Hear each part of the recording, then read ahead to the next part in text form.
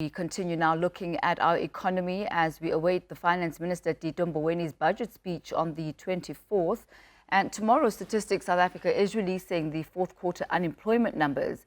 We take a closer look at how this may affect the township economy. And for this conversation, I'm joined by Mr. Tsietsi Ngobese. He is an actuary as well as the CEO at We Solve for X Consultancy. A very good afternoon to you. Thank you so much for joining us today.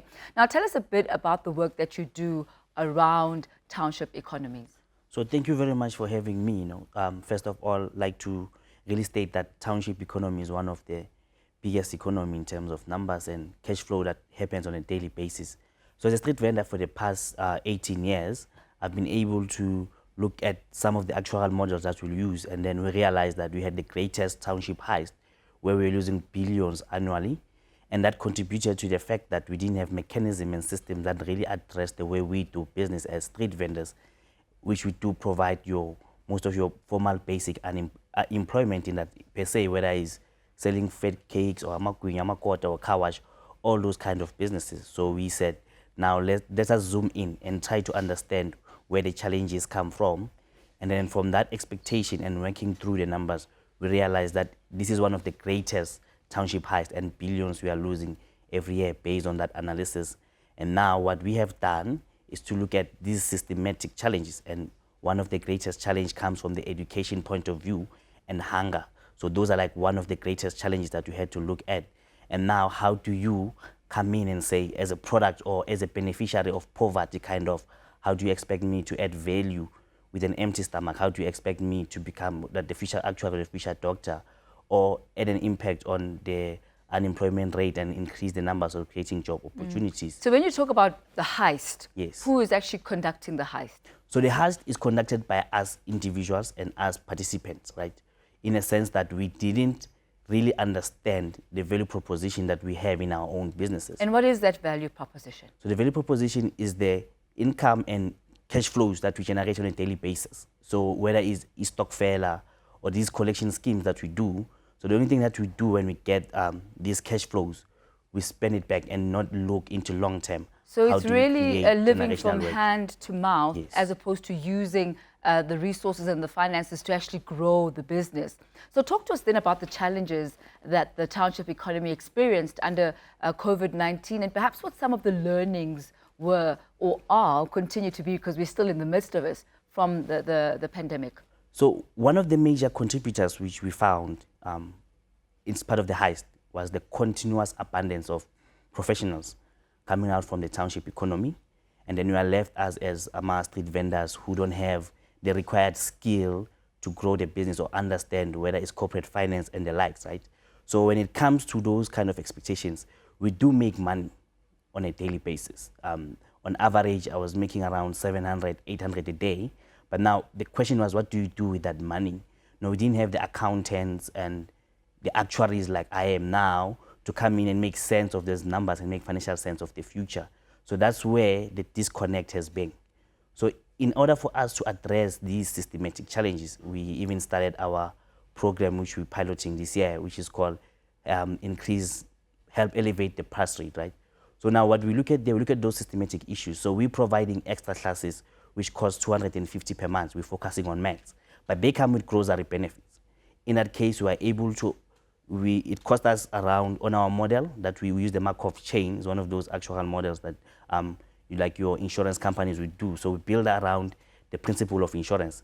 So out of those expectations from us, we are able to quantify and split the cost. So now the grocery cost us around 200, and the 50 rand we are able to pay the tutors. So currently we are about to employ 230 graduates who are sitting at home to come and assist the learners while they are able to put food on the table, and we ensure that even the poorest of the poor, we are able to alleviate that pressure, because 250, it might seem quite steep, but at least they still have to put food on the table.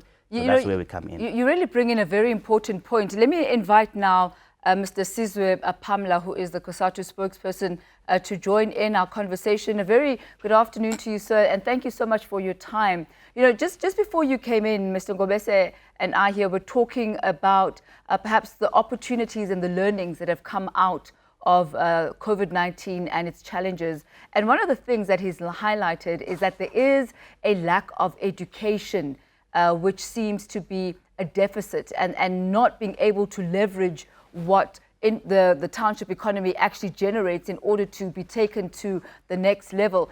Let me ask you about that as far as the skills gap is concerned, and how you believe it's influencing the rate of unemployment in the country.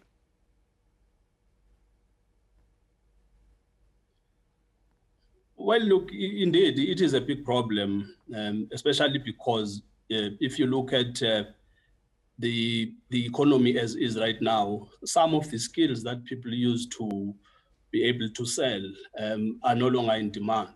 So we are playing catch up when it comes to skills as a country. That remains a big problem because, I mean, the economy is evolving on a daily basis. So if you do not keep pace in terms of developing the skills that the economy needs, then you are going to see some of the people sitting with skills that are redundant.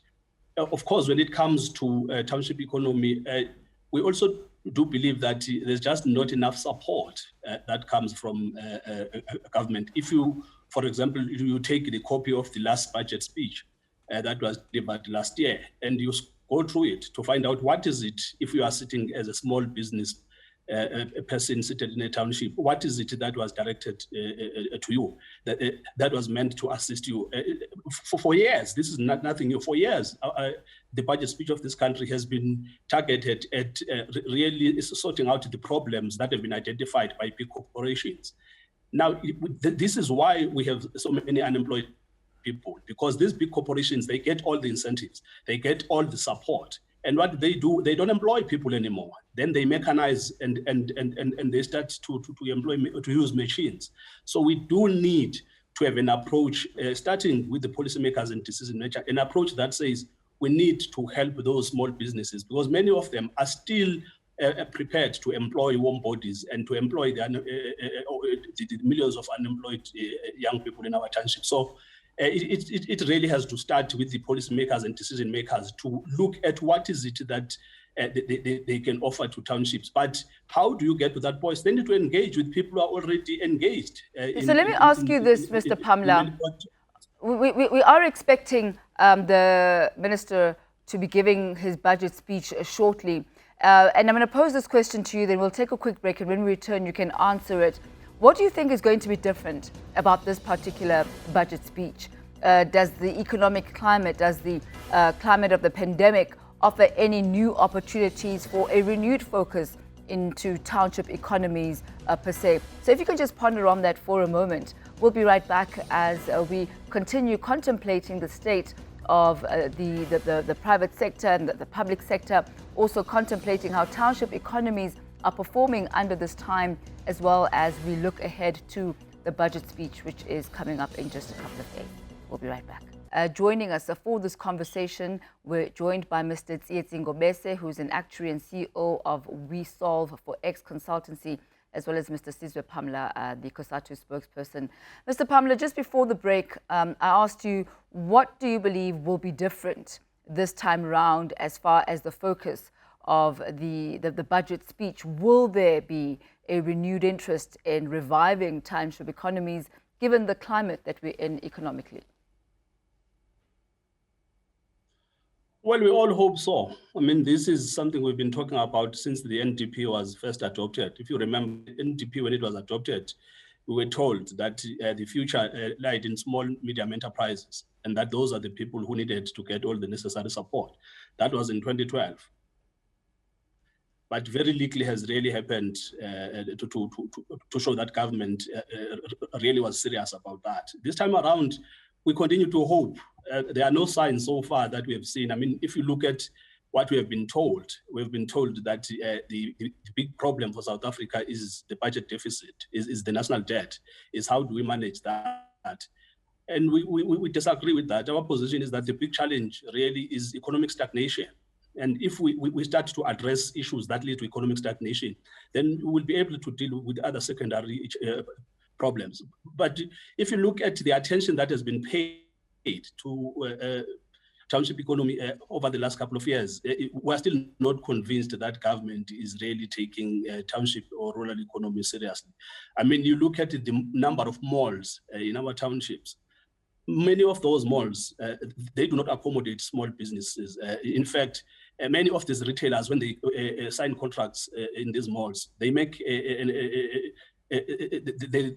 they enforce conditions, and those conditions say, if I come in and sign a lease for a duration of 5 years, you are not going to bring any other small retailer in this mall. That is something that we need to do away with, because then it doesn't matter whether you buy at a local mall. That money doesn't circulate in your community. In the evening, a truck comes in and collects that money and takes it out of your community. So these are the challenges that we have, that in this township, we keep talking about township economy. We produce nothing. Everything that we buy is imported from outside of those townships. And the money is collected at the end of the day and is taken out of those townships. So we need to start looking at the productive capacity of our townships and make sure that we harness and support that. Then we can talk about having a township economy. As far as we are concerned, right now, things are deteriorating. You look at the new spaza shops that are coming in. Most of those spaza shops are franchise spaza shops, where these big retailers are coming in and competing with each other. Of course, they do offer some kind of support, but at the end of the day, that they are killing the businesses that have been there for a long time, and this is actually not sustainable. Mr. Pamla, let me bring Mr. Ngobese in here. You have spoken about the fact that you believe that government policies are not really understanding of the township environment and the township culture. Break this down, as well as the impact of what Mr. Pamla was talking about now, how big business is actually affecting the growth of township industries. So first of all, let me take you, so what we do as actuaries, we take the future value and bring it into present, right? But to understand the present, you need to understand the past. So I'll take you down memory lane, right? In 2 minutes. Yeah, in 2 minutes, right? So as a street vendor for the past 18 years, right? So the challenge was not whether you're not making money or not. It's like, what happens when you come back with your stock that is not in good use? Can you take it for secondary processing? If that's the case, who can take it, right? So the people who have that skill and knowledge were not there to be found. So it means all that waste, all that stock, you need to throw it away. So there's no secondary processing in that manner, in that regards. And also, what do I do with the money that I have? There's no accounting skill in that case. So education element has become the most critical component that we as street vendors, we have failed to understand. What about the interventions that had been put in place? Because as Mr. Pamla says, the township economy has been a buzz phrase for a long time now. There have been several interventions to try and boost township economy. Why have those seemingly not succeeded? So the interventions have never spoken to us as street vendors. The programs, they have nothing to do with us. They're about people who are probably trying to start their own business, kind of, right? Because if you're going to have a class and you're going to put it between 3 and 4, that's my selling time. It doesn't really speak to me, right? So now they need to really ask the people who are really in business, what is it that they really want? And one most of the thing that that they really need support in is how do they keep the cash flow going? Where can I get the supply as quick as possible? So it's not about having a workshop to tell me how to start or run a business, which I've been running for 30 years. That's not about the case with most who are still standing today. I'm not talking about the one who've been doing for 3 months or 6 years. I'm talking about the mother in the street who's been selling maize for the past 3 years or past 20 years to raise the kids. My mother and the others in the street, right? So the question is, how do we integrate them without affecting the business they're in and make policies that really align with what they're really doing without putting them at the discourse to stop their business. So your key really here is you hope for more education and capacity building within various township economies. Unfortunately, Mrs. Pamla, time is not on our side, but I'd like to just find out from you. In the last release of the stats figures for unemployment, where there were 2.2 million jobs lost, you said that you were not surprised by these type of figures because the economic climate simply spoke to that. What are your expectations of tomorrow's numbers? Well, the picture is still very gloomy if you look at the fact that we in the middle of the fourth quarter and government decided to impose alert level 3. So those restrictions really decimated the festive boost that we were hoping for. You will remember in the third quarter of 2019, for the first time in South Africa, the economy failed to absorb even temporary workers. The numbers were terrible in the fourth quarter, and there was no lockdown. And now if you go back to 2020, what we are likely to see is the impact of that added level 3 lockdown that was imposed in the middle of December. At the same time, we did experience load shedding, the same thing that we had experienced in the fourth quarter of 2019. So if you look at the impact of load shedding in 2019, we're likely to see the same this time around, and add the fact that for the first time during the festive season, we were celebrating festive season under lockdown restrictions. So we were not really hopeful. We will be wonderfully surprised if numbers look promising, but if you look at everything that has happened, there's very little really to give us hope that things are improving. If you look at the economic situation in the country, and if you look at the recent announcement, Massmart is retrenching because the purchasing power of the workers is weakened. If you look at the services sector, you have Greyhound shutting down because the buying power of workers is greatly reduced. All of that is going to result in many workers all across, not just in the retail sector, but all across the supply chain. You are going to see an impact, and that will result in job losses. Mr. Pamla, thank you so much for your time and your insight as we await the job statistics coming out tomorrow. That's Mr. Sizwe Pamla, the spokesperson for COSATU. Thank you for your time, and thank you for your time, Sir Mr. Tsietsi Ngobese.